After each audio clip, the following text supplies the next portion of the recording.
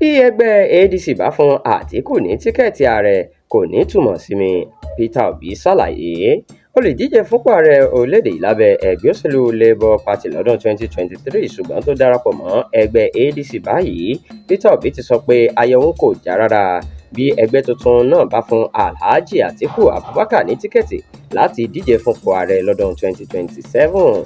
Láìpẹ́ yìí láì sọ ń lọ káàkiri pé pẹ̀lú ogunlọ́gọ̀ àwọn olólùfẹ́ Atiku tí wọ́n tẹ̀lé látinú ẹgbẹ́ PDP lọ sínú ADC, ó ṣeéṣe kó jẹ́ pé òun ni wọn yóò fún ní tíkẹ́ẹ̀tì dípò Peter Obi.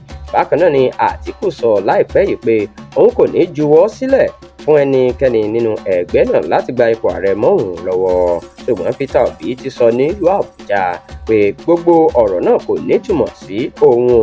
Ó ní ẹ̀gbọ́n òun dáadáa ni Atiku ṣùgbọ́n òun mọ̀ pé gbogbo awuyewuye tí èèyàn máa ní láti ṣe ààrẹ lòun ni òun yóò sì díje lọ́dún 2027 kódà bí kì bá ṣe lábẹ́ àṣẹ ẹgbẹ́ ADC. Ó ní ọdún 4 péré ni kí àwọn aráàlú fóun. Ìyípadà tó lágbára yóò ṣẹlẹ̀ lórílẹ̀‐èdè Nàìjíríà, gbogbo ayé yóò sì mọ̀ pé adarí tó jẹ́ ọlọ́pọlọ pípé tó sì ní àfojúsùn rere ni òun.